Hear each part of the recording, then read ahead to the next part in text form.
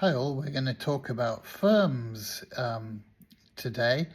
I've done a separate video on theory of the firm. If it's one thing that drains enthusiasm from talk about entrepreneurship and firms, so on, it's economic theory and cost curves. But it's really useful to get your head around, so that video is worth a look. So the UK private sector comprises about 5.7 million businesses. Small and medium enterprises, SMEs, make up about 99.85% of this population, accounting for roughly 60% of employment and 51% of total turnover. Large corporations represent a tiny fraction of firms, but drive nearly half the UK's national output.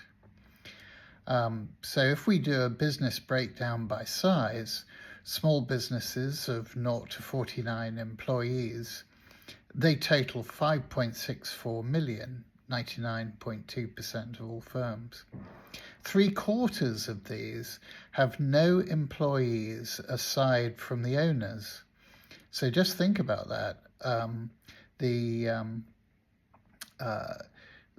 owner is the manager in so many firms and is taking decisions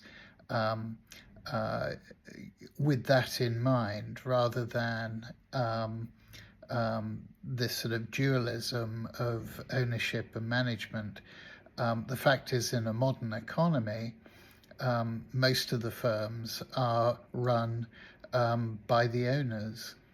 3/4 of 5.64 million.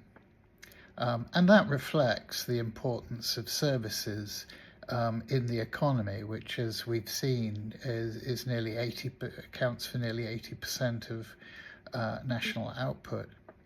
Medium-sized businesses of 50 to 249 employees, these total 38,435, about 0.7% of firms.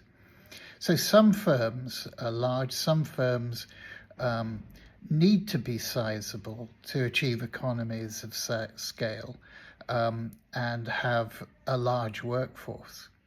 And then there's the largest businesses, 250 plus employees, and they total 8,335, about 0.15%.